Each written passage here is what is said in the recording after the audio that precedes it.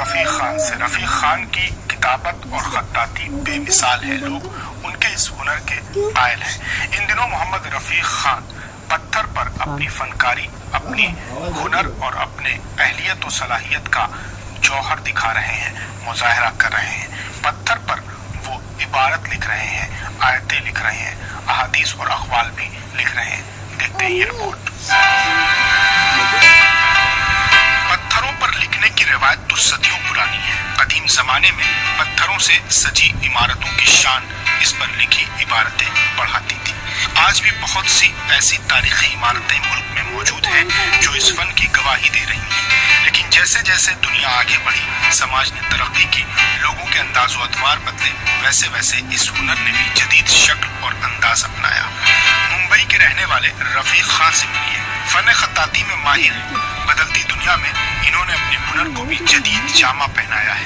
پتھروں پر چھینی اور ہتھوڑوں سے ہی آپ نے لکھتے ہوئے دیکھا ہوگا، لیکن رفیق خان یہ کام الیکٹرک گرائنڈنگ مشین کے ذریعے کرتے ہیں۔ یہ مشین پتھروں کو کاٹنے کے کام آتی ہے، نہ کہ لکھنے کے، لیکن رفیق صاحب اس سے دونوں کام کرتے ہیں۔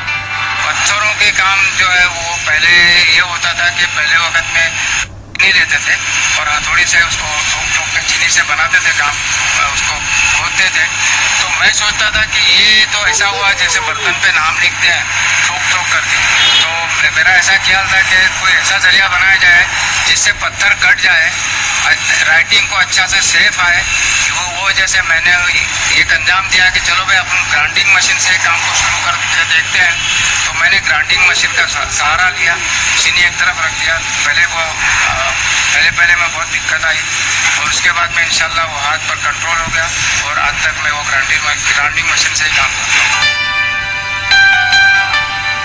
محمد رفیق خان الیکٹرک گرائنڈنگ مشین کو اپنے ہاتھوں سے اس طرح پکڑتے ہیں جیسے قلم پکڑا جاتا ہے۔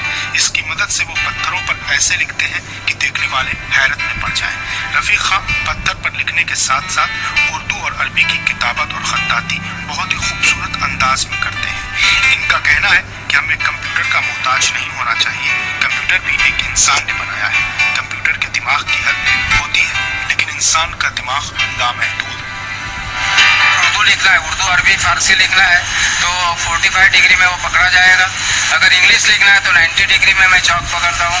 اگر مراٹھی، گجراتی اور سنسکرت لکھنا ہے تو وہ 135 ڈگری میں پکڑا جاتا ہے اور اس کا سہارے سے جو ہے رائٹنگ جیسی چاہے اسے نکال سکتے ہیں۔ مجھے سب سے پہلے تو میں دوحہ قطر میں گیا تھا۔ دوحہ قطر میں مجھے امریکن کمپنی میں کام کرنے کا موقع ملا، ٹیلر روٹرو نام تھا اس کا کمپنی کا۔ اس میں نے تقریباً 2 سال کام کیا۔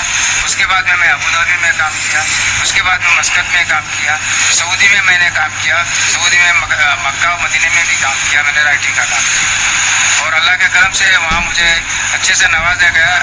عربی لوگوں نے مجھے جو ہے نا اچھے سے سرٹیفکیٹ دیا اس کا۔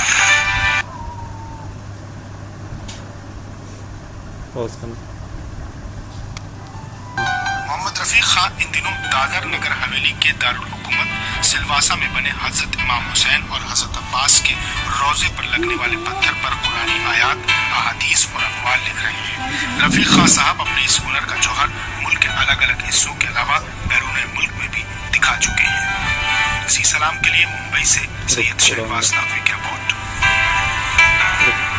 یہاں وقت ہو گیا ایک اور